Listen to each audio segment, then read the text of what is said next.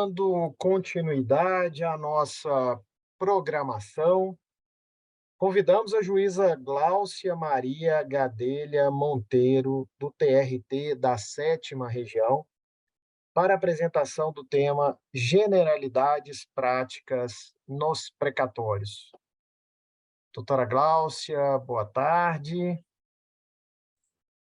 Boa tarde, doutor Platão. Tudo bem? Vou Tudo fazer a bem. sua apresentação e logo em seguida passar-lhe a palavra para a exposição do tema. Doutora Gláucia Monteiro é juíza do trabalho substituta do TRT da Sétima Região, graduada em Direito pela Universidade de Fortaleza em 1990, graduada em Enfermagem pela Universidade Estadual do Ceará em 1990, possui especialização em Direito e Processo de Trabalho pela Universidade de Fortaleza em 1997, juíza do Tribunal Regional do Trabalho da 13ª Região, atuou na região no período de novembro de 93 a setembro de 95, juíza do TRT da 21ª, em virtude de permuta, atuou lá de 95 a 2009, e é juíza do TRT da 7ª Região, em razão de remoção, desde 6 de novembro de 2009. Membro do Comitê Nacional do Fórum Nacional de Precatórios do Conselho Nacional de Justiça, como representante da Justiça do Trabalho, no período de 2012 a 2013, 2014 a 2015 e de 2019 até a presente data, com vários pareceres técnicos aprovados no plenário do referido comitê do CNJ. Ministrou palestras e cursos sobre precatórios, a convite de TRTs e de tribunais de justiça. Esse, portanto, já foi bastante citado aqui antes, né? Estamos diante de uma conhecedora do tema e o assunto aqui é generalidades práticas nos precatórios. Tenho certeza que será uma excelente aula. Doutora Gláucia, está com a palavra. Muitíssimo obrigado. Obrigada, doutor Platão, pelas gentis e generosas palavras.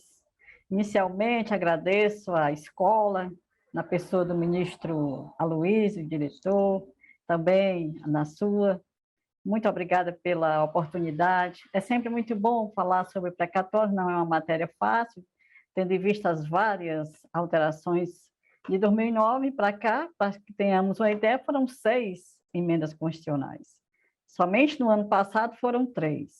Então, tem que estudar constantemente, quando pensa que está aprendendo algum tema, já vem uma outra matéria. Mas é sempre um desafio e temos que continuar. Parabenizo a todos pelo evento, parabenizo também a todos os que estão aqui presentes, bem como os palestrantes que me antecederam nas suas excelentes palestras, como o doutor Miguel, a servidora Lourdinha, do TRT2, a servidora Joléia, do TRT8, doutor Palumbo agora, excelentes explanações, certamente dando muitas orientações boas para todos que estão presentes. Para mim é um prazer e uma honra participar.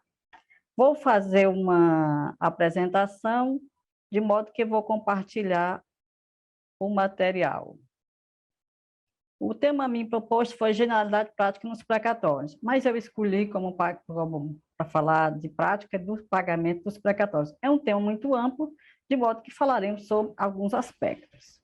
E vocês verão que algumas matérias, alguns artigos, vou ter que repetir, repetindo alguma fala dos palestrantes que me antecederam, porque, de um modo geral, o pagamento é muito importante e foi tema de todos, e mais especificamente agora na minha parte. Pois bem, a Resolução 303 de 2019 estabelece que a atribuição administrativa do presidente do tribunal processar e pagar o precatório.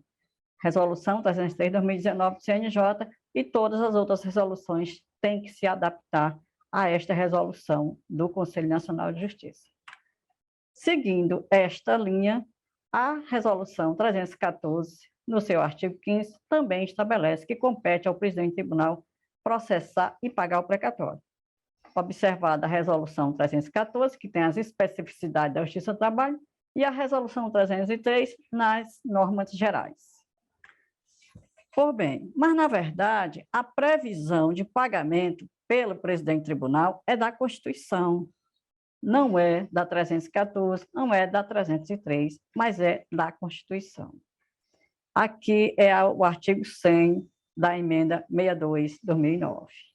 Mas, antes disso, a Constituição Federal, em 1988, já estabelecia o pagamento no parágrafo 2º do artigo 100. Hoje é o parágrafo 6º, e na redação original da Constituição de 88 era o parágrafo 2º, cabendo ao tribunal que proferia a decisão exequente determinar o pagamento.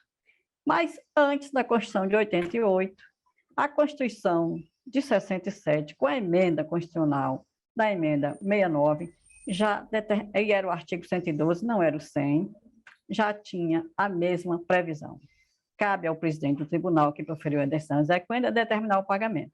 E como nós sabemos, as resoluções, elas têm como fundamento a Constituição, as leis federais, as jurisprudências dos tribunais superiores e a jurisprudência do CNJ. Então, as resoluções não poderiam estabelecer forma diversa da previsão constitucional.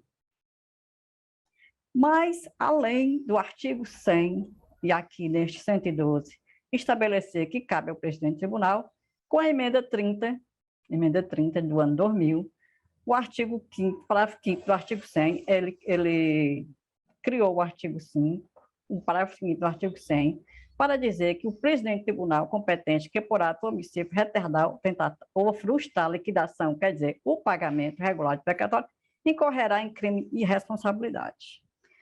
A emenda 62 veio repetindo essa mesma previsão, mas estabelecendo que responderá também perante o CNJ. Então, a competência é do presidente, que ainda pode responder por ato comissivo, omissivo, se retardar, frustrar a liquidação regular, quer dizer, o pagamento. A instrução normativa do TST, ela previa que a efetivação do pagamento do precatório era pelo juiz da execução. Instrução do TST 32/2007. Mas ela previa também que o sequestro era pelo presidente, que o acompanhamento da ordem cronológica era pelo presidente, pelo juiz auxiliar, que a realização de acordos, convênios, era pelo juiz auxiliar ou pelo presidente. Quer dizer, a instrução normativa, ela apenas, todo o procedimento, todo o acompanhamento de precatórios era pela presidência, e a liberação, o tribunal tinha todo o procedimento, e a liberação é que era para o juiz da execução. Então, o presidente do tribunal, ele determinava o pagamento, assim como ele determinava todos os procedimentos. Mas, interpretando esta previsão do parágrafo 6º, o CNJ entendeu que, quando estabelece determinar o pagamento, é efetivamente o presidente pagar. Então, por causa disso, a resolução 332, ela foi revogada, porque, embora ela estabelecesse todo o procedimento pelo tribunal, mas como a liberação era pelo juiz da execução, ela foi revogada, porque o CNJ entendeu que determinar o pagamento é, inclusive, pagar diretamente. E quando se for estudar a história do artigo 100, vai verificar que ele já determinava isso, e nesta emenda 69, foi a primeira que falou sobre os precatórios municipais, estaduais, federais. A anterior falava dos precatórios nos tribunais de justiça, e a anterior só dos federais, mas isso no histórico das constituições, mas esse não é o tema, só apenas uma digressão. Por bem, houve um pedido de providência no CNJ, que é este número aqui, que ele não foi proposto contra a Justiça do Trabalho ou contra algum tribunal do trabalho. Foi especificamente contra um tribunal de justiça, por causa do prazo de pagamento, e ele completava com o relator era o corregedor. Então, como se referia a pagamentos precatórios, este pedido de providência foi estendido pelo relator para todos os tribunais, inclusive do trabalho, tribunais federais, todos os tribunais de justiça, e eles solicitaram informações, qual era o prazo que a gente pagava, que os tribunais pagavam, ordem cronológica, de acordo, e como era o procedimento. E quando os 24 tribunais responderam, eles verificaram que os procedimentos de pagamento nos tribunais do trabalho eram muito divergentes. Mais ou menos, cada um pagava de um modo. Então, eles não tomaram nenhuma providência assim de imediato para o tribunal assim diretamente, mas determinou que, dando conhecimento à Corregedoria do CNJ, para que fosse estabelecido um procedimento mínimo de uniformidade entre os tribunais do trabalho, referente a prazo de pagamento e também de procedimento. Lá chegando essa decisão desse aqui, foi feito pedido de providência aqui no CNJ, ou no CSJT, e este pedido de providência é que deu determinações para os tribunais do trabalho. Quais foram as determinações?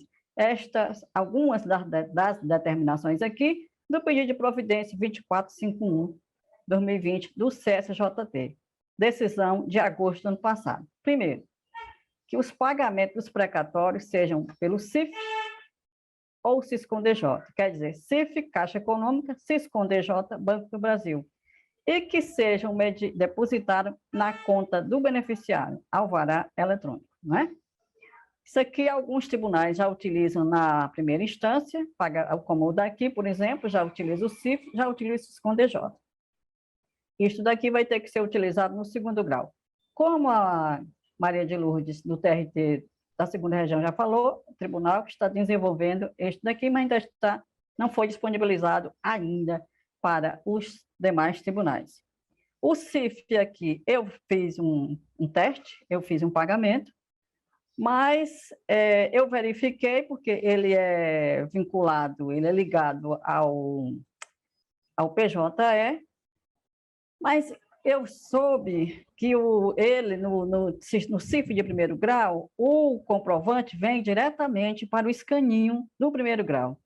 Mas o escaninho do PJE de segundo grau é diferente. Não tem todas aquelas funcionalidades. Por exemplo, não tem situação de alvará, como tem na vara. Então, não tem condição de utilizar com muita facilidade o CIF no PJE de segundo grau, porque o comprovante de pagamento ele não vem automaticamente.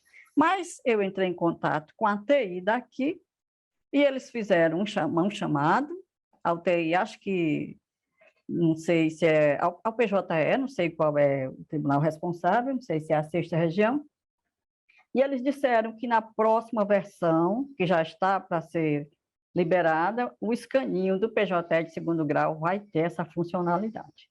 Pois bem, como teve essa decisão aqui, uma das determinações é esta, então gerou o artigo 24 da resolução CSJT 314.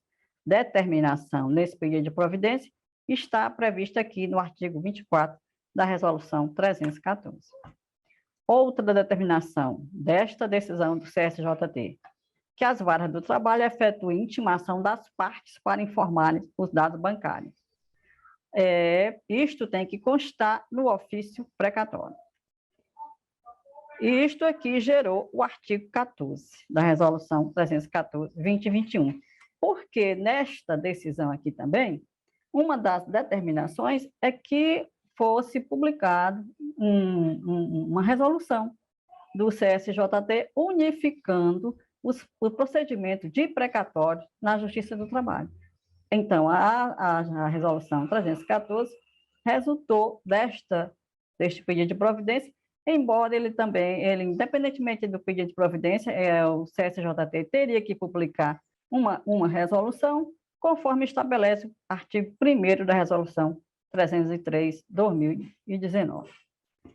Pois bem, como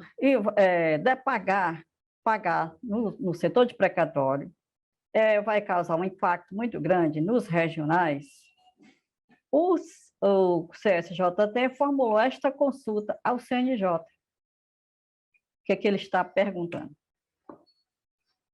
Considerando a complexidade dos atos de pagamento, pergunta se quando intimada as partes e estas não têm informado das bancadas dos credores, é possível delegar às varas do trabalho a operacionalização do pagamento de precatórios. Então, como é o procedimento no setor de precatório? Intimou. Se não indica a conta, ele está perguntando se pode pagar, se pode enviar o valor para a vara tentar pagar. Então, primeiro intima, não juntou os dados bancários, o CSJT está perguntando ao CNJ se é possível transferir os valores às varas.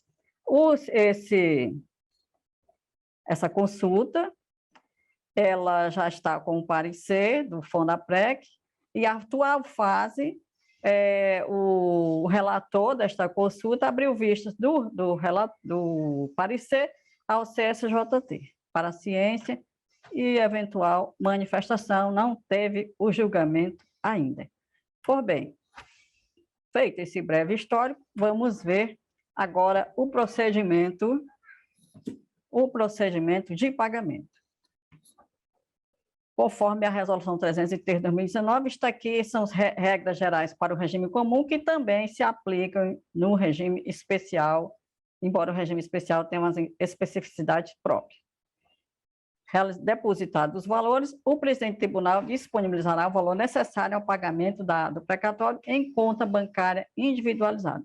O artigo 24 da Resolução 314 também tem a mesma previsão, mais uma vez dizendo que os alvarás serão emitidos pelo CIF ou CIS com DJ alvará eletrônico. O que é que a Resolução 303 estabelece e a Resolução 314 também? Verificada a irregularidade, quer dizer, antes de efetuar o pagamento, verificar se o credor está vivo, junto à Receita Federal ou ao Sistema Nacional de Registro Civil. E o pagamento será realizado ao credor ou ao seu procurador com poderes especiais para dar e receber quitação. E aqui, como já estamos sabendo, a Resolução 303 está sendo atualizada conforme as duas emendas 103 e 114, em vários aspectos, ela está sendo atualizada, e já antecipo para os senhores e senhoras que uma das alterações é que isto daqui, a CIV vai ter que verificar se está vivo antes da expedição do ofício precatório. Então, o setor de precatório vai verificar se está vivo antes de pagar e a vara vai verificar se o credor está vivo antes de expedir o ofício precatório. Tem esta novidade na alteração da 303. Aqui o artigo 18 da Resolução CSJT, com a mesma previsão de pesquisa na Receita Federal ou no CIRC. A Receita Federal, a consulta é pública, e o CIRC é um sistema. Mas o CIRC, ele é mais, digamos assim, atualizado, porque ele é ligado aos cartórios, diretamente com o atestado de óbito, e é ele quem alimenta a Receita Federal, conforme o normativo do CIRC, é ele quem alimenta a Receita Federal. Então, ele é mais atualizado. E é importante que os tribunais façam convênio, e é possível. Inclusive, na LDO, para a apreciação do projeto de lei 2023 da LDO, eles dão acesso irrestrito para a consulta de vários sistemas para apreciação do projeto, inclusive do CIRC. Então, é um sistema muito bom de consulta. Então, vamos ver agora como vai ser o pagamento, estando a situação cadastral regular. Vou fazer um pagamento, o que é que eu faço? Olho se está situação cadastral regular. Estando regular, vamos passar o pagamento. Conforme o parágrafo 1º do artigo 31 da Resolução 303, há 3 modalidades de forma de pagamento. Saque junto à conta bancária, alvará mandado ao guia de pagamento ou por meio de transferência bancária eletrônica, o alvará eletrônico. Tem essas 3 na resolução, parágrafo 1º da Resolução 303. primeiro o artigo 31 da Resolução 303. A Resolução 314, ela prevê o alvará pelo CIF ou SISCOM-TJ, para o regime comum, e também a mesma previsão no regime especial, artigo 50 e 55. Mas, verificada a regularidade, o pagamento será realizado ao credor ou seu procurador, com poderes de receber e dar quitação e certificar das partes. Vejam que pela Instrução Normativa 32, era o juízo da execução que pagava e comunicava ao tribunal. Agora é o contrário. É o tribunal que paga e comunica ao juízo da execução. Interessante, vocês vejam bem, que tanto a Resolução 303, artigo 31, como o artigo 24, diz que o pagamento deverá ser realizado ao beneficiário ou seu procurador. Mas, na Resolução 314, também tem, no artigo 14, que os ofícios precatórios deverão constar os dados bancários do beneficiário. E o juiz da execução tem que intimar o credor antes da expedição do ofício precatório para que ele informe os dados bancários. Então, é intimado para informar os dados bancários do beneficiário. O advogado, com poderes de dar e receber quitação, informa os seus próprios dados bancários. A resolução diz dados bancários do beneficiário. Ele junta os dados dele. Mas a resolução também diz com poderes de dar e receber quitação. Quem vai decidir isso? Qual dado bancário colocar? O juiz da execução. Ele decide se coloca o do beneficiário ou do procurador. Isso antes da expedição do ofício precatório, porque já tem que constar no ofício precatório. Então, como nós estamos vendo o pagamento, nós vamos ver como deve ocorrer os pagamentos no caso de cessão, penhora, no caso em que um precatório tenha cessão, tenha penhora, tenha honorários contratuais, ou em que exista mais de um beneficiário. Nós vamos ver isso. No caso de existir um precatório que tenha ou cessão, ou penhora, ou honorários contratuais, quando for pagar, tem que pagar todos de forma individualizada. O credor, o titular do precatório, o cessionário, quer dizer, aquele que comprou parte do precatório, ou total, se tiver penhora também, e honorários contratuais. Tudo valores individualizados de forma individual. Mas paga, tudo isso somente é pago, não pode ser pago antes, só pode ser pago na hora do pagamento do credor principal. Vamos ver como ocorre o pagamento existindo cessão. A cessão de crédito, ela não é muito comum na Justiça do Trabalho, porque por muito tempo ela não foi possível, tendo visto o artigo 100 da Consolidação de Provimentos da Justiça do Trabalho, mas desde a emenda 62 de 2009, ela é possível, e alguns tribunais, embora não seja muito frequente, tem cessão. Por muito bem. O que é que pode ser cedido? Só o valor disponível, assim considerado o valor líquido. Digamos que num ofício, num crédito, ele tenha contribuição de FGTS e não liberação. Ele tenha contribuição da Previdência, empregado. Tem honorários advocatícios, tem a penhora, ou um ou outro crédito, mas não necessariamente ter os três, mas que tenha esse tipo de crédito também. Ele só vai poder disponibilizar para a cessão, ele só vai poder vender o líquido dele, o que ele receberia. Por exemplo, ele não pode ceder parte que tenha parte do FGTS, que vai para depositar, não pode ceder parte dos honorários, não pode ceder a parte que envolva a contribuição social.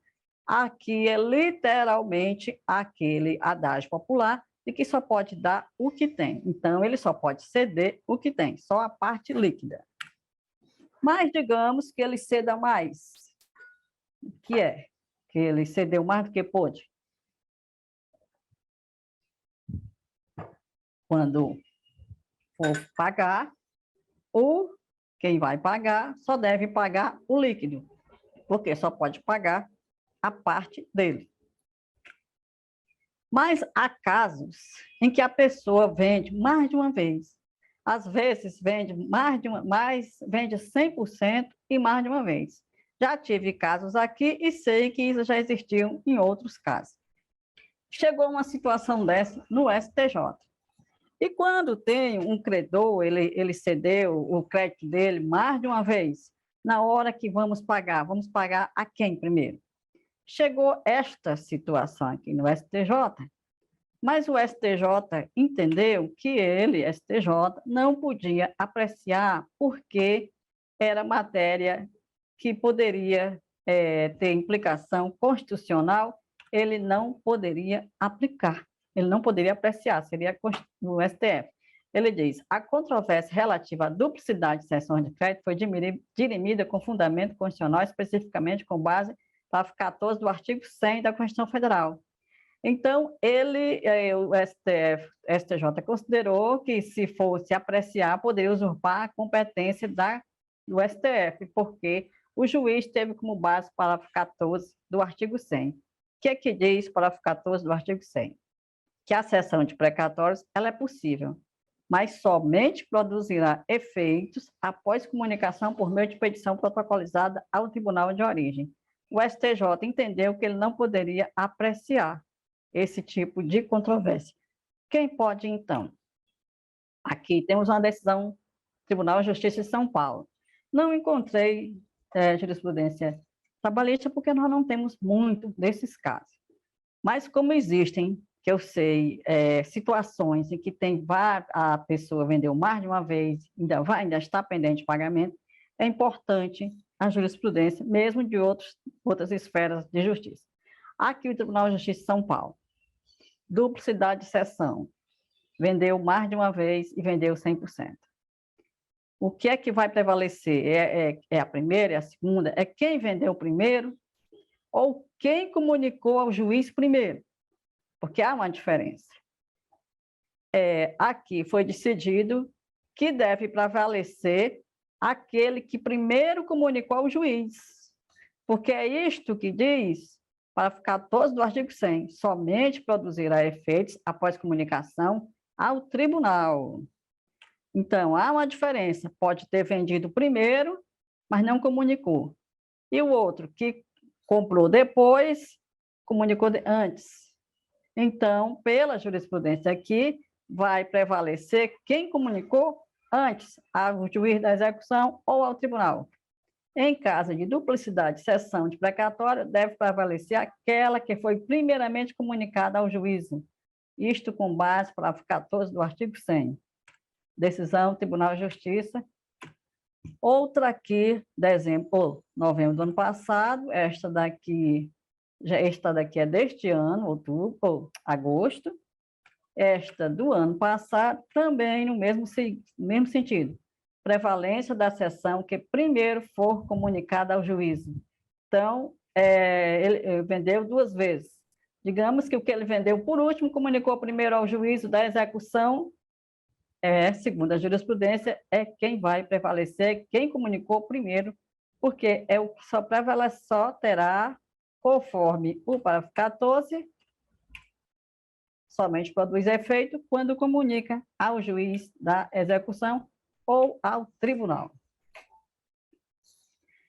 Mas alguns incidentes de cessão, eles não devem ser apreciados pelo tribunal. Vou mostrar aqui um caso bem interessante. O artigo 45 da resolução, aqui coloquei resolução CSJT 303, mas na verdade é a resolução CNJ 303. Porque a resolução CSJT ela não trata de cessão. Optou-se por não tratar, deixar como está na resolução 303, e a resolução e a Justiça do Trabalho, quando tiver, se orientar pela resolução do CNJ. Por bem, após a apresentação da requisição, quer dizer, do ofício precatório, a cessão total ou parcial somente será registrada se o interessado comunicar ao presidente, que é o parágrafo 14 do artigo 100, como nós vimos.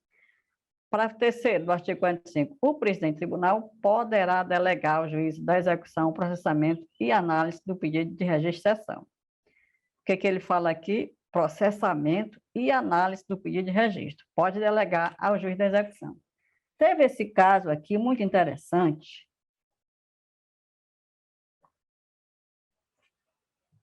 ocorrido no Tribunal da 14ª Região. Isso aqui, um precatório federal, da época em que o precatório federal ainda era pago integralmente e no prazo.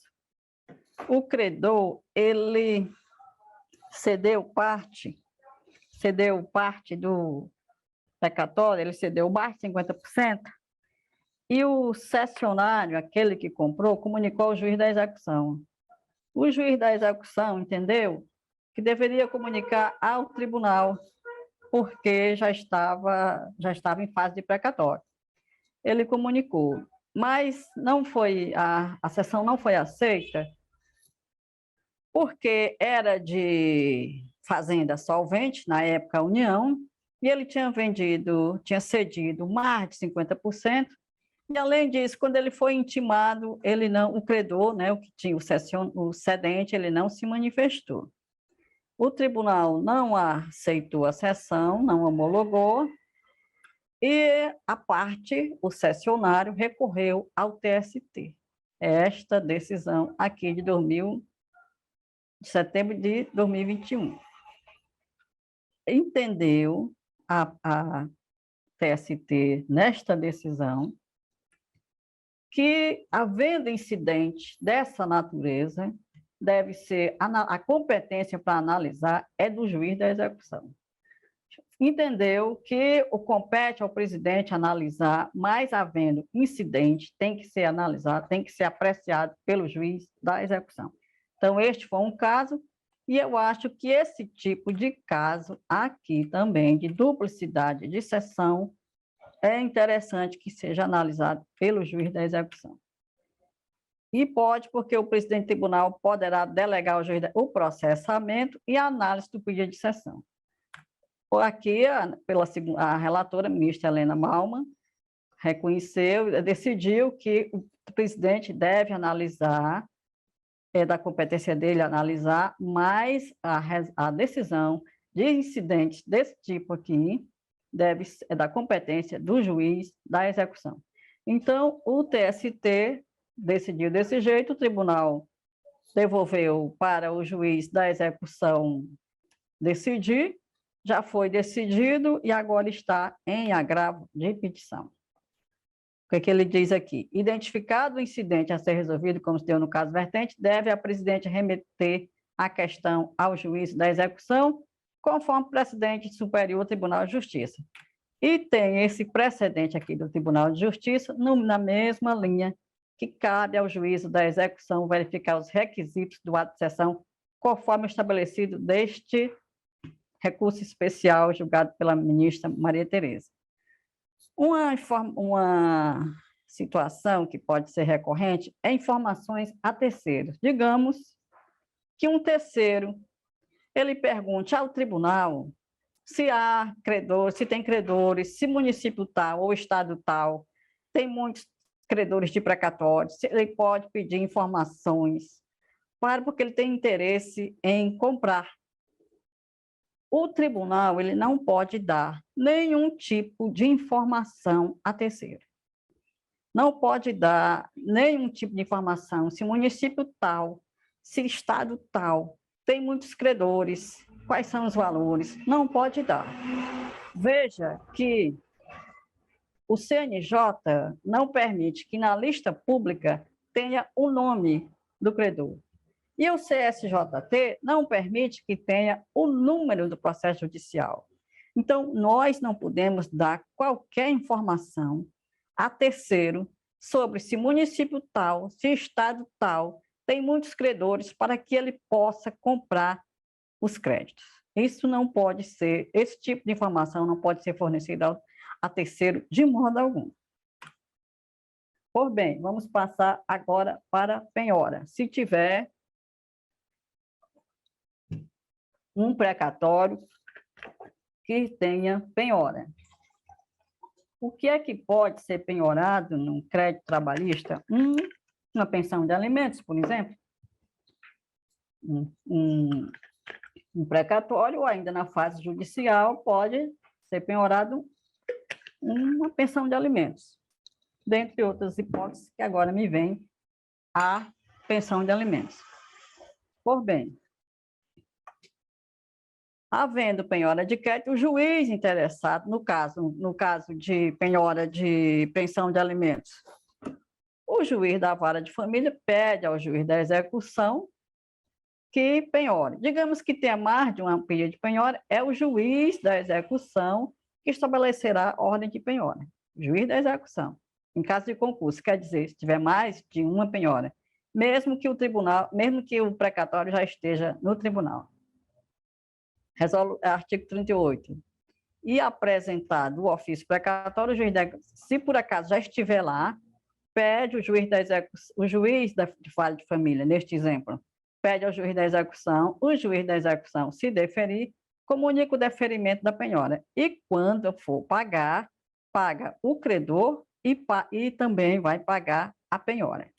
Vai pegar, mas do mesmo modo, como a cessão, a penhora só pode ser sobre o valor líquido disponível dele. A penhora não pode incidir, por exemplo, sobre o valor de FGTS que vai ser depositado e não liberado. Não pode incidir sobre honorários contratuais já destacados. Não pode incidir sobre o valor que ele tem que pagar de imposto de renda e não pode incidir sobre, acaso tiver uma cessão. E sobre a parcela previdenciária que ele deva. É só, como no caso da cessão, é só sobre o líquido. E quando for pagar o credor principal, é que vai pagar a penhora, ocasião em que os valores penhorados serão colocados à disposição do juiz da execução. Mas também o tribunal pode optar por pagar direto ao juiz que mandou penhorar. Honorários contratuais, do mesmo modo. Se tiver honorários contratuais destacados, no momento que for pagar o credor, paga também os honorários. E os honorários contratuais, eles podem ser destacados, já está destacado no ofício precatório, se o advogado juntar o contrato antes da expedição do ofício precatório, mas também pode ser destacado se ele juntar depois. Se ele juntar depois, já na fase de precatório, também pode e deve ser destacado o valor dos honorários contratuais para ser pago no momento da liberação do credor, no momento da liberação ao credor. Mesma previsão do artigo 12 da resolução CSJT 314. A resolução 31 prevê pagamento parcial, se o valor não for depositado integralmente, pode haver o pagamento parcial. E esse artigo, será que se aplica aos precatórios federais?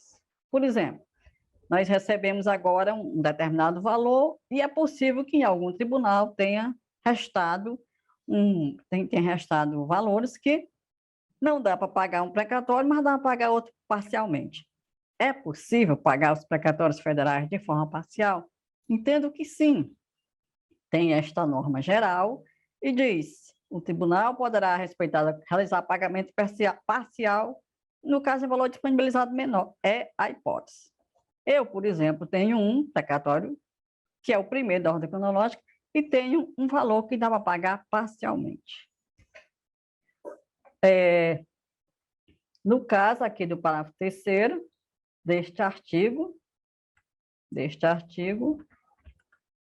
artigo 31, havendo mais de um beneficiário, em caso de precatórios plúrimos, observará vários credores em um mesmo precatório antigo, não é? Então, vários credores. Não tenho o dinheiro para pagar integralmente. Como é que eu vou pagar? Primeiro, do menor para o maior. Digamos que todo mundo seja o mesmo valor. Quem é que vai ser desempate? Ou a maior idade. Mas digamos que sejam 10 credores. Eu tenho 100 mil. Eu posso pagar 10 mil a cada um? Eu posso pagar proporcionalmente a cada um? Não. Eu vou pagando primeiro o menor valor para o maior. Se todo mundo for igual, Qual é o critério de desempate? A maior idade, mas eu não posso pagar de forma proporcional. Por bem, a resolução 314, mesma previsão. Independentemente do regime de pagamento precatório, quer dizer, regime comum ou regime especial, pode haver pagamento de precatório parcial no caso de valor disponibilizado menor, nesses exemplos aqui que eu falei. Existe também na resolução CNJ, também na 314, os precatórios que podem ser suspensos. Às vezes são suspensos porque tem uma liminar, uma ação rescisória, digamos, com um liminar, ou então uma impugnação de cálculo, algum fato que impeça. O que é para poder pagar, para poder prosseguir na ordem de pagamento da cronologia, ou ao provisionamento, provisiona o valor respectivo, a não ser que tenha decisão do CNJ ou do presidente do tribunal para suspender o precatório sem estar provisionado. Mas provisionado ou não, passa na ordem cronológica. Suspende aquele precatório com algum óbice, provisionado ou não, e prossegue no pagamento da ordem. Agora vamos ver, nós vimos até agora os pagamentos do credor que está com a situação cadastral regular, na Receita Federal ou no CIRC. Vamos ver o que ocorre no caso de falecimento. Pesquisou e o credor estava falecido. Vai pagar? Não. Parágrafo 5º do artigo 31. Competirá ao juiz da execução decidir a respeito da sucessão, caso em que comunicará ao presidente do tribunal os novos beneficiários do crédito requisitado. E aqui competirá ao juiz da execução e ele vai decidir. E aí ele que decide se vai exigir inventário, alvará judicial, pagar os dependentes da Previdência. Isto será da competência do juiz da execução, que comunicará ao presidente os novos sucessores e se houver também novos honorários contratuais. O artigo 18 da Resolução 314 também tem a mesma previsão. O parágrafo 3º do artigo 18 da Resolução CSJT prevê aqui uma outra hipótese, constatada a abertura ao tempo do pagamento. O precatório será suspenso, o respectivo valor provisionado. Porque aqui ele diz, no caso de sucessão. Então, isto aqui o falecimento pode ocorrer no momento do pagamento ou ocorrer antes. Como vai ser o procedimento caso faleça antes e caso faleça no momento do pagamento? Vamos ver como deve ser o pagamento nessas hipóteses. Aqui nós vamos ver 3 hipóteses. Falecimento antes da expedição do ofício precatório, falecimento depois da expedição do ofício precatório, mas antes da época do pagamento, e falecimento ao tempo do pagamento. O que acontece processualmente quando há a morte? O processo é suspenso. É uma das hipóteses de suspensão de processo, é a morte. Suspende o processo, CPC artigo 303, pela morte. Falecido o autor e sendo transmissível o direito em litígio, e no caso dos nossos processos, são transmissíveis os direitos, porque são valores a serem pagos. Falecido o autor e sendo transmissível o direito, determinará o juiz, determinará a intimação de seu espólio de quem for o sucessor, ou se for o caso, os herdeiros, pelos meios de divulgação que reputar mais adequados. Então, o que é que determina o CPC no caso de morte? Suspende o processo, intima os sucessores para que seja determinada a habilitação, regularização do polo ativo e prosseguimento do processo. E é por isto que não pode haver expedição de ofício precatório em nome do morto, em nome do falecido. Tem a informação de que faleceu no processo, não pode expedir o ofício precatório, não pode expedir RPV. Por quê? Porque o processo ele tem que estar suspenso. Faleceu, suspende o processo e fica suspenso até a parte regularizar ou até o prazo que o juiz assim determinar. Mas não pode expedir. E como eu já disse para vocês, e repito, a nova resolução vem com a previsão de verificar se o credor está vivo antes da expedição do ofício precatório, pelo CIRC ou pela Receita Federal. Mas, falecendo o credor antes da expedição do ofício precatório RPV, era um credor. Então, chega o cônjuge sobrevivente e filhos, ou então só filhos, e dividindo o valor por eles, todos vão ser valor de RPV, ou o cônjuge vai ser valor de precatório, e os filhos, valor de RPV. É possível fazer essa divisão? É possível pegar o valor que era do titular do crédito, do reclamante, do exequente, e dividir em partes iguais, ou conforme for a partilha, para os herdeiros, e aí, observando o valor, fazer precatório ou RPV individuais? É possível? Vamos ver o que é que diz a jurisprudência.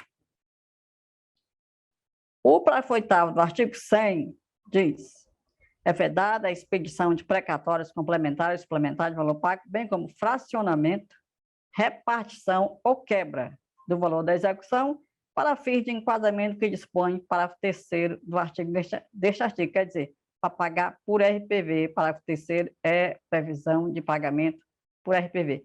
É possível dividir o crédito em números de herdeiros e pagar por RPV? Vamos verificar.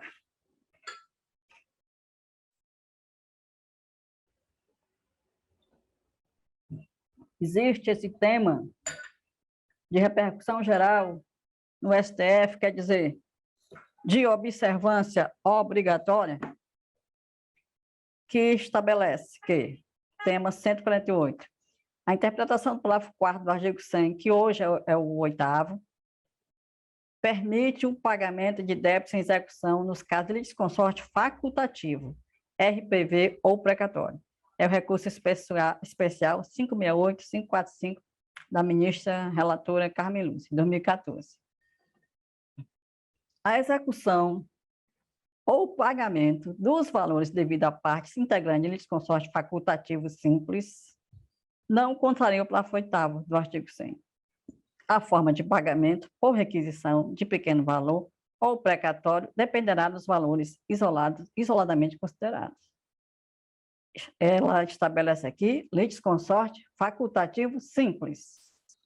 O que é litisconsórcio facultativo simples?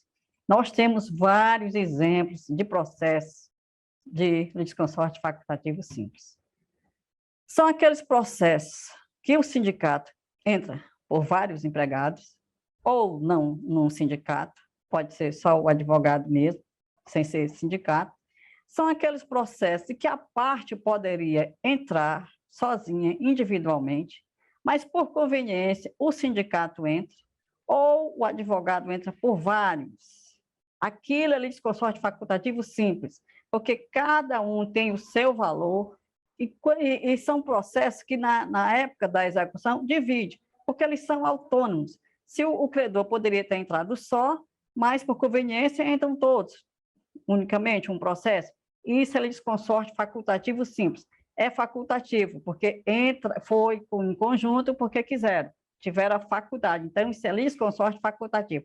E é por isso, porque é litisconsórcio facultativo, é que pode ser dividido em precatório e RPV e não é violação do parágrafo 8º do artigo 100.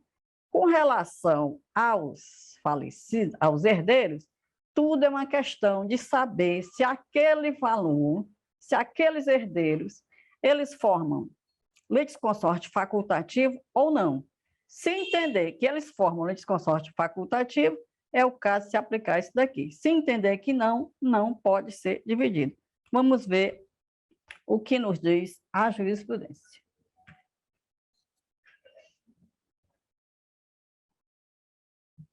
A essa decisão do TST, segundo o qual o falecimento do reclamante, fracionamento entre os herdeiros, crédito de pequeno valor, dispensa de precatório.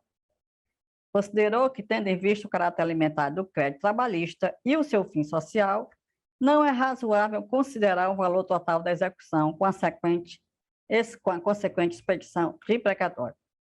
Considerou que sobrevindo o falecimento do autor e havendo herdeiros, é possível o fracionamento do crédito para fim de expedição de RPV. Esta decisão do TST, assim, considerou que é possível o fracionamento. Aqui também temos esta decisão do Tribunal de Justiça de Minas Gerais, que, do mesmo modo, considera que é possível o pagamento dos herdeiros mediante valores individualmente considerados. E ele cita o parágrafo 8º do artigo 100, diante da existência de litisconsorte ativo, reconhecido por decisão judicial entre o sucessor de credor originário, é possível o pagamento mediante RPV. Aqui, do mesmo tribunal, considerando que não é possível. Falecimento do exequente, habilitação de herdeiros, é possível a habilitação. O fracionamento do crédito principal, impossibilidade, porque é violação para o 8º do artigo 100. Não é possível o fracionamento do crédito principal para fins de expedição de RPV, sob pena de ofensa para o 8º do artigo 100. Mesmo tribunal, decisões divergentes. TRF 5. Falecimento do crédito, do titular do crédito. Pluralidade de herdeiros. Possibilidade também de pagamento por RPV. Esta decisão, TRF 5, considerou que não há que se falar em fracionamento, repartição ou quebra do valor da execução, a contrariar as disposições do artigo 100 da Carta Magna. Considerou que é possível dividir o valor das herdeiras, neste caso, para pagamento por RPV, dividir o crédito da credora originária para pagar por RPV. TRF 5 também, considerando que não é possível. Constata-se que a sucessão processual não há substituição do titular do crédito, devendo os herdeiros ocuparem a mesma posição processual do beneficiário, de modo que não se verifica uma quebra de unidade do crédito. Considerou que dividir o crédito pelos herdeiros seria violação pela 8º do artigo 100. Mesmo tribunal, decisões diferentes. Aqui trago novamente uma decisão do TJ de Minas Gerais, que o juiz indeferiu a repartição do valor pelos herdeiros, recorreu e o tribunal manteve. Considerou que o Supremo Tribunal Federal é possível fracionamento de crédito em litisconsorte facultativo, aquela decisão que eu já mostrei. Sendo o litisconsorte necessário, não se aplica aquele tema 148 que eu falei. Considerou que o crédito é de litisconsorte necessário, não é facultativo. Nesta decisão aqui do Tribunal de Justiça de Minas Gerais, houve recurso para o STF, e o STF, ministro Fachin, decisão de junho do ano passado, entendeu que no caso de litisconsorte, que no caso de herdeiros, não se aplica o tema 148, quer dizer, não se divide o crédito para pagar por RPV, não era a mesma situação. Inaplicável a hipótese do tema 148, que é aquele que eu já falei. A interpretação, parágrafo 4º do artigo 100, alterado hoje para o 8º, caso de litisconsorte facultativo, matéria diversa da discutida nestes autos, que trata de impossibilidade de fracionamento precatório em caso de litisconsorte necessário. Considerou o crédito do titular que faleceu como litisconsorte necessário. Outra decisão do STF, aqui decisão monocrática porque não teve recurso. Indeferiu também, Minas Gerais, indeferiu também o pagamento por RPV, segundo a ministra Rosa Weber, novembro de 2020, o entendimento adotado não diverge da jurisprudência do STF, no sentido de impossibilidade de fracionamento da execução em caso de crédito único, considerou o crédito do falecido como único. Nesse contexto, inaplicável o paradigma da repercussão geral, aquele tema 148 que eu falei. Esta decisão aqui, mais recente, do ministro Nunes Marques, é bem específica, bem interessante, diz: no entanto, no caso dos autos, não se trata de vários créditos resultantes de relações jurídicas autônomas, mas de crédito único constituído em nome da falecida autora. Nesse contexto, o acordo recorrido, porque tinha deferido o pagamento por RPV, divergiu da jurisprudência ao afirmar a possibilidade de fracionamento do valor da execução com objetivo de enquadramento por RPV, violação para o oitavo do artigo 100. Então, embora os tribunais estejam divergindo, pela jurisprudência do STF, não pode dividir o valor da execução, no caso de falecimento, para pagar por RPV aos herdeiros. Conforme a jurisprudência do STF, não se aplica o tema 148 do STF, porque não é caso de litisconsorte facultativo necessário, mas de litisconsorte, né, único. Não é caso de litisconsorte facultativo, mas de litisconsorte necessário, crédito único. Vamos ver agora o falecimento do credor durante a fase administrativa do precatório e antes da fase de pagamento. E antes da época do pagamento. Digamos que chegou o precatório e faleceu pouco depois e o pagamento não vai ser logo.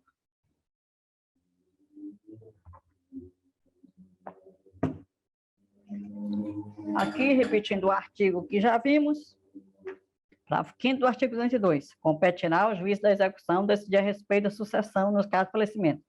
E vejam que interessante o artigo, olha, o que ele diz. Caso em que comunicará ao presidente do tribunal os novos beneficiários do crédito requisitado. O artigo está dizendo aqui que novos beneficiários do crédito serão informados. Quer dizer, o valor precatório não está na fase de pagamento, mas ele não pode ser cancelado para pagar por RPV. Vejam aqui. Caso em que comunicará ao presidente do tribunal os novos beneficiários do crédito requisitado. Quer dizer, era um credor, agora vão ser vários, mas o crédito é único. O artigo aqui está conforme a jurisprudência do STF. Vejam, caso em que comunicará ao presidente do tribunal os novos beneficiários do crédito. Então, tenho um precatório, não está na fase, não está na época ainda de pagar. Vai para o juiz da execução para que ele proceda à regularização do polo ativo, a sucessão. Vai habilitar, deferir a partilha e comunicar. Não vai cancelar e para pagar por RPV, conforme esta jurisprudência aqui do STF e conforme este aqui, porque ele vai, caso em que comunicará ao presidente os novos. O tribunal vai ficar esperando só para saber quem pagar e a partilha. Mas o precatório não vai ser cancelado, porque não é considerado aqui precatório, né, litisconsorte, né, facultativo. E o falecimento ao tempo do pagamento? Vamos pagar e verificamos que faleceu. Mesma situação, devolve para o juiz da execução, manda para o juiz da execução decidir a sucessão. E, nesse caso aqui, ao tempo do pagamento, não tem nem sentido o credor pedir para pagar por RPV, porque já tem o dinheiro, não tem o menor sentido. Então, nós vamos ver, no caso aqui, o artigo 18, repetindo aqui, que a abertura da sucessão ao tempo do pagamento, o precatório será suspenso e o valor provisionado. E o setor de precatório ficará esperando a decisão do juiz. Isso na época do pagamento. Antes do pagamento também, só que antes do pagamento, o credor não tem o dinheiro ainda, não chegou a época de pagamento, o credor pode pedir para dividir e pagar por RPV. Pode pedir. E o juiz vai aplicar a jurisprudência conforme seu entendimento, mas conforme o parágrafo 5º da Resolução 32, ele deve comunicar os novos beneficiários, quer dizer, não vai dividir. Por muito bem. Os precatórios federais, que na excelente palestra do desembargador Miguel, promovido agora para o TRF6, por merecimento, muito merecido, realmente, Miguel é extremamente dedicado à matéria de precatórios, eu falei para ele que alguns tribunais de justiça e alguns tribunais do trabalho estão entendendo de forma diferente.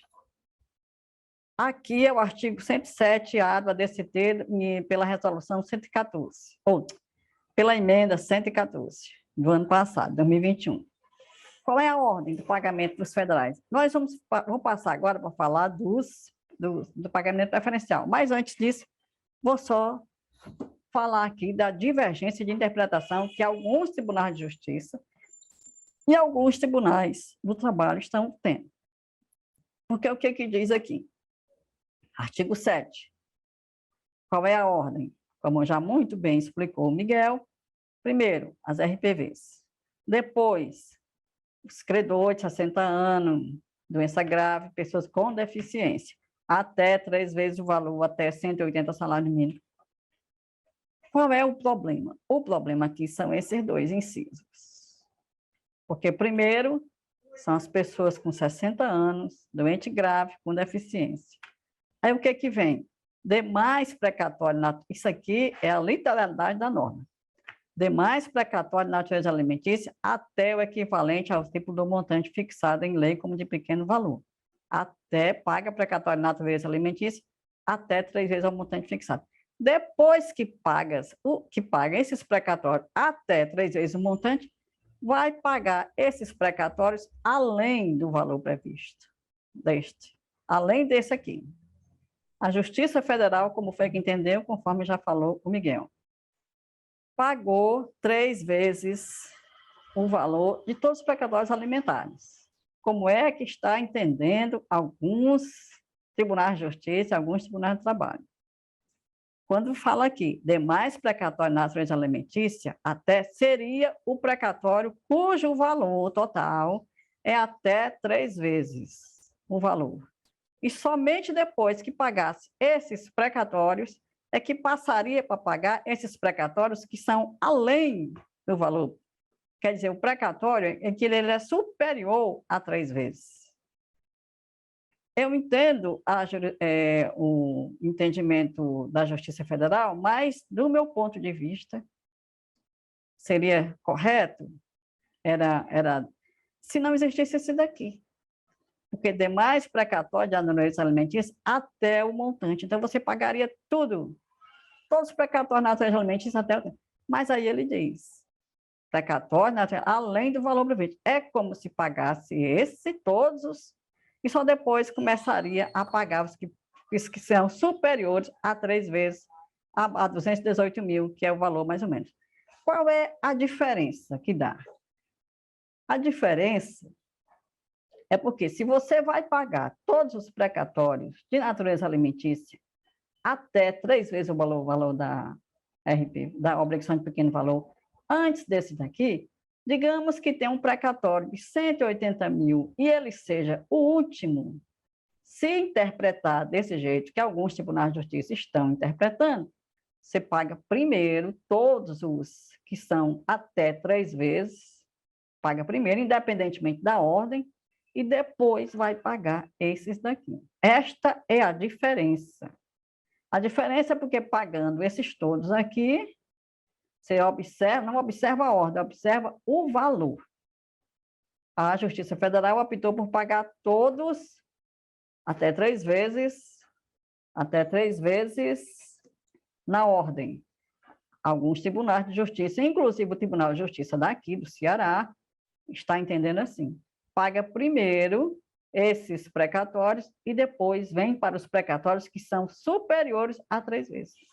Mas este aqui é o texto da emenda e é questão de interpretação. O problema, eu acho muito defensável a interpretação do Tribunal de Justiça daqui, mas há um problema, ela quebra a ordem. Então, para ter, depende da interpretação, e é uma interpretação que ela quebra a ordem, se não for essa. Mas a redação da emenda gera essa dúvida. E o Miguel, na sua excelente explanação, falou da aplicação do artigo 75 da Resolução 303 nos precatórios federais, que é aquele artigo que estabelece que será paga a parcela superpreferencial, independentemente do ano da requisição. Mas tem também um outro artigo que diz que na emenda, né, que os precatórios não pagos este ano serão pagos com prioridade no ano que vem. Mas existe o parágrafo 2º do artigo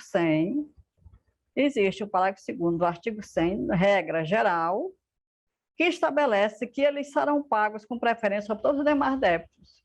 Então, este entendimento aqui, que o Miguel defendeu e que eu defendo também, de pagar no ano que vem os precatórios alimentares antes, ou os precatórios da parcela superpreferencial antes dos precatórios que não foram pagos este ano. Miguel defende, eu também, por causa desta regra geral. A parcela superpreferencial, ela será paga sobre todos os demais débitos, com preferência. Pois bem, aqui, passando para a parcela pagamento da parcela superpreferencial, nosso tempo já se esgota. Todos nós já sabemos que tem direito a pessoa com 60 anos acima, doente grave, ou pessoa com deficiência, até 3 vezes no regime comum, até 5 no regime especial. E eu chamo a atenção que o que deve ser motivo do pagamento, o limite, é o valor bruto do credor, conforme tenha sido requisitado pelo juiz da execução. Pagando o valor bruto do credor, o precatório havendo parcela patronal, às vezes ficam vários precatórios apenas com saldo remanescente, que é a parcela patronal. Eu acho perfeitamente defensável que os ofícios precatórios eles sejam expedidos apenas com o bruto do credor. E por quê? Porque a parcela patronal da contribuição previdenciária, o credor é outro, ou é o INSS, ou é o Instituto Próprio de Previdência, e é outro tipo de verba. Então, o precatório sendo expedido com o valor bruto do credor, apenas o valor bruto do credor, não vai causar este problema de ficar saldo remanescente de precatórios que será somente a parcela patronal, porque é paga nos casos de que a parcela superpreferencial quita o precatório. Por outro lado, não pode pegar este limite, o limite da superpreferência, para pagar a parcela patronal. Você só pode utilizar o limite da superpreferência para pagar o valor do credor. Por isso que, não quitando o precatório, fica sempre um saldo remanescente de parcela patronal. Se houver a expedição do precatório com o valor bruto, não haverá esse problema. E isso vai ser muito importante nos precatórios federais, porque os precatórios federais, há 180 salários mínimos, que está em torno de 218 mil, mais ou menos, há muitos precatórios que são de valores inferiores, mas existindo parcela patronal, vai ficar pendente, porque a gente não pode, repito, utilizar o valor limite da superpreferência para pagar a parcela patronal, mas devemos pagar somente o bruto do credor. Quem é que tem direito ao pagamento da parcela superpreferencial? Quem é o credor? Segundo o artigo 100, é o titular originário ou por sucessão. É o titular dos honorários sucumbenciais. Pessoa física, como disse muito bem a Lourdinha, na excelente explanação dela, sindicato, se for um credor, não tem direito, porque pessoa jurídica não tem direito, o titular dos honorários especiais e o titular por sucessão hereditária. Quem é o devedor? A Fazenda. Fazenda Pública, Federal, Estadual, Distrital, Municipal. Sendo o devedor a Fazenda, os honorários contratuais, o advogado que tenha, seja a idade superior a 60 anos, seja ou doente grave, ou pessoa com deficiência, não tem direito. Ele vem, o ofício precatório, vem com os honorários destacados. Vai ter direito ao pagamento da parcela superpreferencial? Não. Não é dívida da Fazenda. Ele não é credor da Fazenda. Ele não é, o titular do precatório não é ele. Então, por dois motivos, ele nem é o titular do ofício precatório, ele não é o titular do crédito, e o devedor não é a Fazenda, é o titular do precatório. O cessionário, aquela pessoa que comprou parte do precatório ou comprou 100%. O parágrafo 13 do artigo 100 exclui. O credor poderá ceder total, não se aplicando ao cessionário disposto no parágrafo 2º e 3º, quer dizer, não tem direito à preferência e nem pode receber por RPV. Mas digamos que você tenha um precatório e tem uma penhora de uma pensão de alimentos e é de uma pessoa, e o credor da penhora é idoso, é doente grave, ou é pessoa com deficiência, vai poder pagar a parcela superpreferencial para ele? Não. Não é titular originário por sucessão, não é dívida da Fazenda. O devedor deste valor aqui é o titular do precatório. E quem é o idoso? O idoso, conforme a resolução CNJ 303, é a pessoa com idade superior a 60 anos, antes ou após a expedição do ofício precatório. Mas há dúvidas, e o GEPREC, ele ficava com alerta com relação ao credor de 80 anos, mas o parâmetro da Constituição é 60 anos, não é 80. Isso aqui, o Estatuto do Idoso, prioridade na tramitação dos processos, pessoa com idosos de 60 anos. E aqui, incluído pela Lei 13.466, de 2017, processos de idosos maiores de 80 anos. Foi alterada agora, este ano, para processos de idosos, para processos de pessoas idosas. Mas veja que a Constituição é 60 anos. E veja também que a emenda 114, que estabeleceu o pagamento da parcela superpreferencial específica para a Justiça, para os precatórios federais, mais uma vez vem falando em 60. Esta emenda, ela é depois desta lei, que criou esta tramitação prioritária na fase judicial, e ela vem falando de 60 anos. E qual é a importância disso? Ele vai ter direito também, mas ele não vai ter direito se não tiver dinheiro para todos e ele for o precatório mais novo. Porque o artigo 75 da Resolução 303, e aqui é um critério de desempate, o que é que ele diz?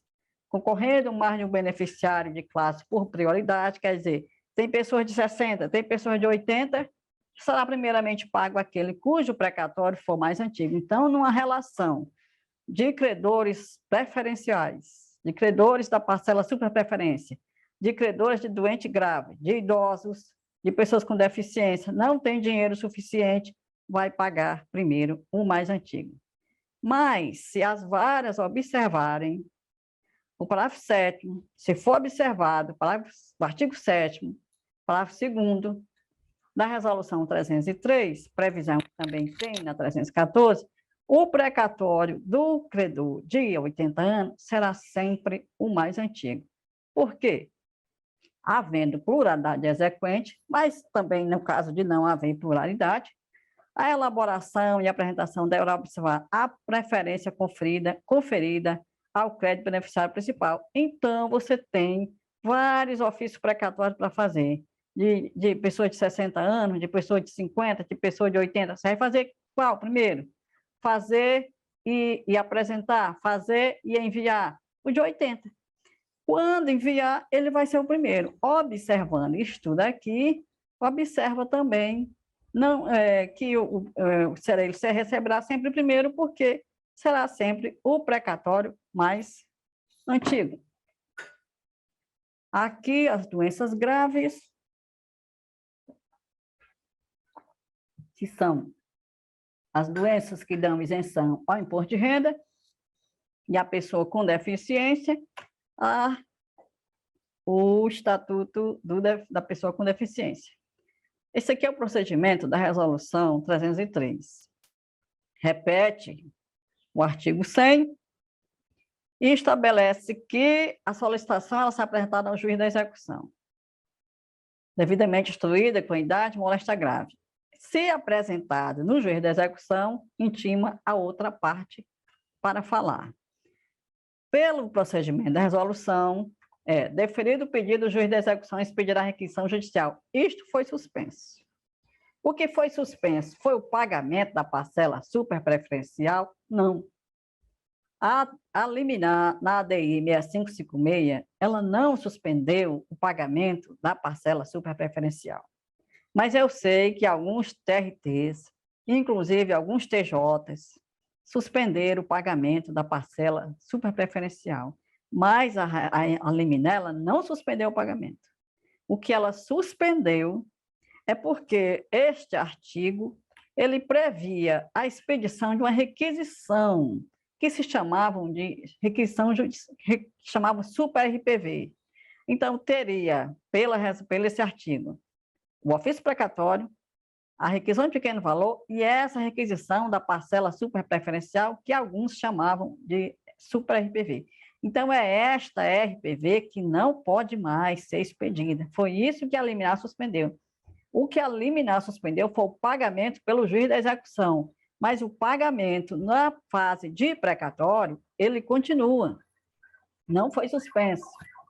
Algumas pessoas tiveram dúvidas e suspenderam o pagamento, mas não foi isso que a liminar determinou. Então, o pedido pode ser apresentado no juiz, o juiz vai decidir, caso ainda não tenha expedido precatório, vai deferir e colocar a observação, parece que no GPREC tem um lugar que pode colocar a observação, coloca deferido o pagamento da parcela superpreferencial por idade ou doença grave, conforme for. A ADI, ela suspendeu o prazo terceiro e o sétimo. Mas isso também aqui também não pode ser mais aplicado, está prejudicado pela liminar. Não pode, a expedição de pagamento, nada disso. Não vai fazer a expedição de pagamento, não vai fazer e enviar para o ente público, não vai fazer e enviar para o tribunal. Não precisa. Se houver pedido, defere por mero despacho, por simples despacho. Isto aqui também foi suspenso pela ADI. É o parágrafo 7º, que isso aqui seria o procedimento depois de adquirir a condição de beneficiário, também não vai, é simples despacho. Se a vara receber pedido de pagamento, simples despacho, defere. Aqui, por exemplo,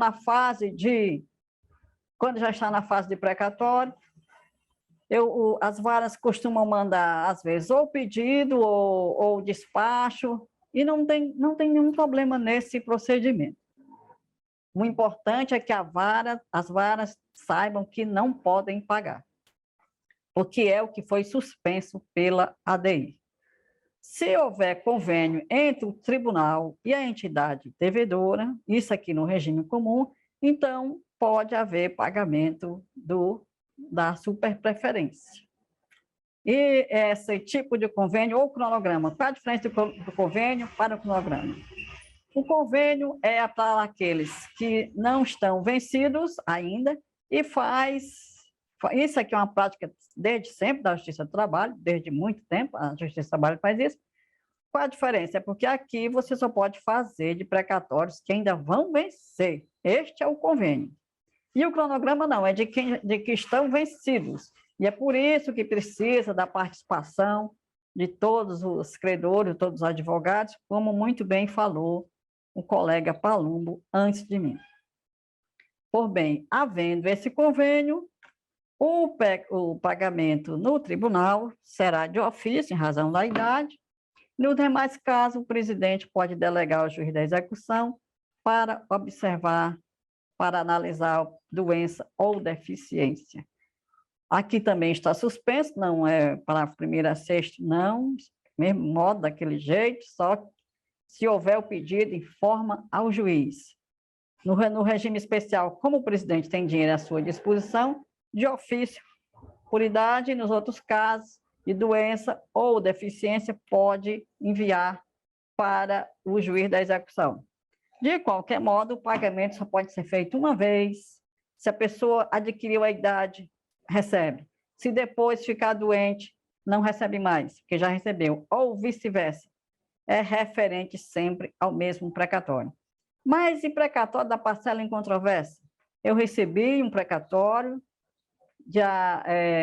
digamos aqui, o estado do Ceará, que o valor da RPV, o valor da obrigação de pequeno valor agora é em torno de 64 mil, 5 vezes. Se eu receber um precatório de valor de 30 mil, vou pagar, a pessoa pede, então nós pagamos, precatório da parcela em controvérsia.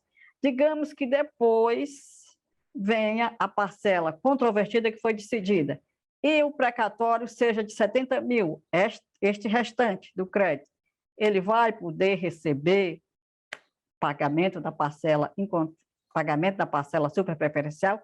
Pode, até o que completa os 64 mil. Ele não vai receber 64, ele vai receber o que completa para o que falta para completar o teto. Digamos que chega um precatório federal de 500 mil, ele parcela em controvérsia, vai receber totalmente 218 mil. Depois, aí digamos que no futuro pague esses 500 mil. Pagou toda a parcela em controvérsia. Chega um outro precatório do saldo, da diferença do valor da execução. Vai poder receber? Não, porque ele já recebeu e é referente ao mesmo processo. Falecimento do titular do precatório após o recebimento da parcela. Digamos que o titular receba e faleça. Aí se habilitam sucessores. Alguns sucessores, ou todos, eles têm idade de 60 anos ou mais, ou pessoa ou doente grave ou com deficiência. Eles vão poder pedir o pagamento da parcela superpreferencial, o credor, o titular já tendo recebido, por este entendimento aqui, não. Referente ao mesmo processo, não. Não vão poder receber. Eu até entendi, no âmbito do FONAPREC, de que poderia receber, porque o parágrafo 2º do artigo 100 diz o titular do precatório. E, do meu ponto de vista, o titular do precatório agora são os sucessores. Mas levei essa questão para o grupo de trabalho, e depois para o comitê, e o entendimento de todos foi de que não tem direito, os sucessores não têm nenhum direito, porque é só um por precatório, de modo que eu só tive o meu voto e fui vencido. Então, pagamento só por um processo, só por um precatório, por processo. Falecimento do titular do precatório entre o deferimento e a liberação. O credor foi deferido o pagamento, e entre o deferimento e o pagamento, ele morre. O que acontece? O que é que vai? Os sucessores vão ter direito? Entendo que aqui se aplica o direito sucessório. Porque vejo que quando, pelo CPC, artigo 303, como já mostrado, quando morre, suspende o processo, mas nada é desfeito, não desfaz os atos anteriores. Então, se já foi deferido, os sucessores vão ter direito a receber por direito sucessório, porque quando deferiu, já era do titular e transmitiu para eles. não desfaz o que já fez, não desfaz a superpreferência dada, paga aos sucessores, independentemente deles serem credores com mais de 60 anos. Aqui, como já falei, critério de desempate, paga o mais antigo, havendo insuficiência de recursos. Serão pagos com preferência sobre todos os demais e é o ano da requisição. Isso aqui, por exemplo, eu faço um convênio para pagar os precatórios que vão vencer em 2022, mas chega uma superpreferência que vai vencer em 2023. No regime especial, posso pagar. É o que estabelece aqui o parágrafo único do artigo 75. A superpreferência será paga independentemente do ano da expedição e da requisição. Mas, digamos que o meu convênio só seja para pagar o pessoal os precatórios vão vencer em 2022. Como é que eu faço para pagar o precatório de 2023?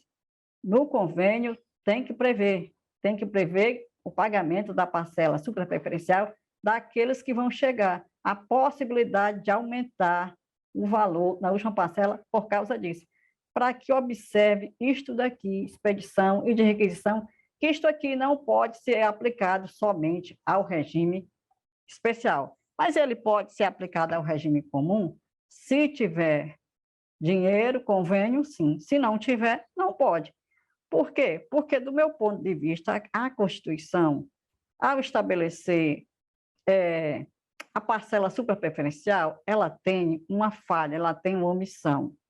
Estabeleceu, mas não deu mecanismo para que o presidente do tribunal obrigue esse pagamento. Agora, no CNJ, nós tivemos um pedido de providência, um PCA, um procedimento contra um tribunal, porque no regime comum estava sequestrando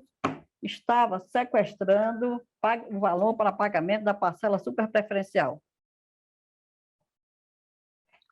O parecer do FUNAPREC foi que não podia sequestrar para pagar no regime comum, para pagar a parcela superpreferencial, e não pode, porque não tem esta previsão na Constituição.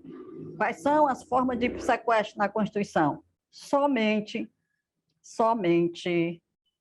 o sequestro por quebra de ordem e o sequestro por analocação. Então, não tem. O fato é que quem trabalha em precatório, com o regime comum, e não tem convênio, sabe que não tem como pagar a superpreferência nos casos de regime comum que não tem convênio. Não tem como.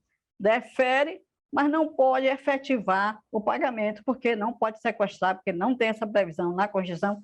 É uma omissão da Constituição. E aqui só dizendo, e rapidamente, que nosso tempo tem 1 minuto, só dizendo que no pagamento da parcela superpreferencial, todas as deduções são devidas, como parcela previdenciária devida pelo credor, imposto de renda, imposto de renda e honorários advocatícios, seja o pagamento integral ou parcial. E aqui, muito obrigada. Doutora Gláucia, nós que agradecemos, viu? Meus parabéns pela excelente aula dada nesse curso, fechando com chave de ouro este nosso CFC sobre precatórios na Justiça do Trabalho. Exatamente no horário, então, do previsto, né, para encerramento do curso. Eu quero agradecer a pedido do ministro Aloysio Corrêa da Veiga, diretor da ENAMAT, a todos os professores, às alunas e aos alunos que participaram desse curso de formação continuada sobre precatórios na Justiça do Trabalho.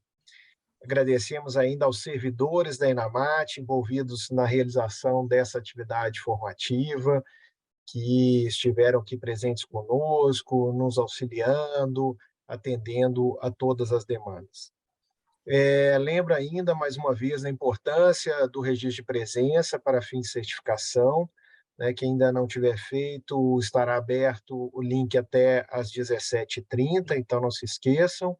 e aos magistrados participantes, as magistradas e magistrados participantes, já devem ter recebido um e-mail com a avaliação de aprendizagem, que deve ser feita e enviada até o dia 10 de outubro para a certificação conforme as normas da ENAMAT em vigor. Doutora Gláucia, muitíssimo obrigado, viu? Ficamos muito felizes com a sua participação aqui. Fechamos assim no horário exato, com o conteúdo perfeito, entregamos, né, tudo o que nos dispusemos nesse propósito de formar magistrados e servidores nesse tema tão importante que é de precatórios na Justiça do Trabalho, Eu que atendendo às agradeço. resoluções do CNJ e do CSJT. Sim, doutora Gláucia. Eu que agradeço, Platão, pela sempre delicadeza e a oportunidade. Muito obrigado. Então, com isso, encerramos mais essa atividade formativa da ENAMAT e desejamos ver todas e todos nos nossos próximos cursos e eventos. Uma boa Até a tarde, próxima. até a próxima.